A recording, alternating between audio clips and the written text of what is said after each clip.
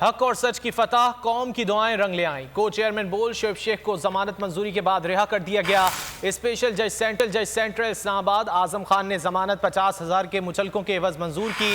اس سے قبل judicial magistrate نے شعیب شیخ کے جسمانی ریمانڈ کی استدعا مسترد کرتے ہوئے جوڈیشل ریمانڈ منظور کیا تھا، جس کے بعد ضمانت کے لیے عدالت سے رجوع کیا گیا۔ FIA نے شعیب شیخ کو پمز میں رہائی سے متعلق آگاہ کیا۔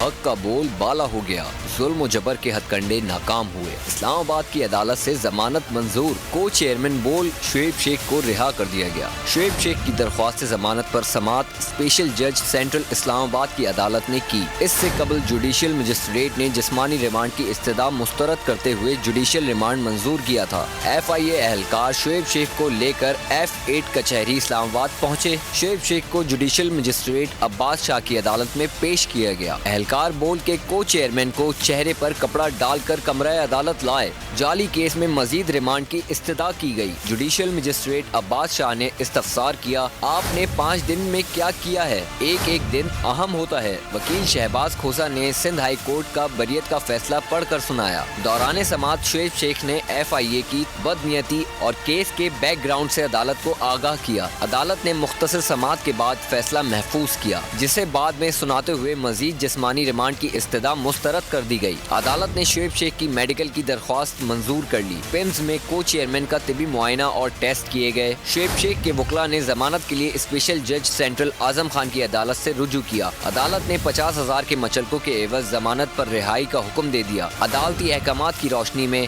FIA حکام دستاویزات لے کر پمز جا پہنچے۔ تفتیشی افسر رانا شاہد نے شعیب شیخ کو بتایا، ہماری طرف سے آپ رہا ہیں۔ اگر آپ کو یہ ویڈیو پسند آئے تو لائک پر کلک کریں۔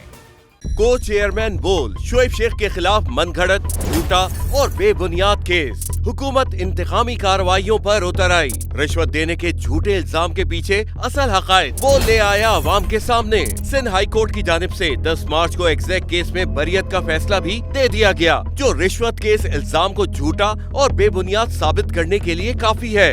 سوال یہ اٹھتا ہے، نہ رشوت لینے والا نہ دینے والا موجود، تو پھر یہ مقدمہ کیا ہے؟ گزشتہ 5 سالوں میں نہ تو کوئی گواہ پیش ہوا اور نہ ہی کوئی ثبوت سامنے آیا، جبکہ کوئی انکوائری عمل میں نہیں لائی گئی۔ جب ملزمان سے کوئی تحقیقات نہیں کی گئیں، کچھ ثابت نہیں ہوا، تو پھر یہ مقدمہ کیا ہے؟ اس سے قبل کیس کی انکوائری کمیٹی کے سامنے خود جج قادر میمن نے رشوت کے الزام کی تردید کی تھی اور کمیٹی کو تحریری طور پر آگاہ بھی کیا تھا۔ اس جھوٹے اور بے بنیاد کیس کی قانوناً کوئی حیثیت نہیں۔ سندھ ہائی کورٹ اس مقدمے میں شعیب شیخ کو بری کر چکی ہے، تو پھر اس نام نہاد الزام کی قانونی حیثیت کیا ہے؟ بول انصاف کا منتظر ہے۔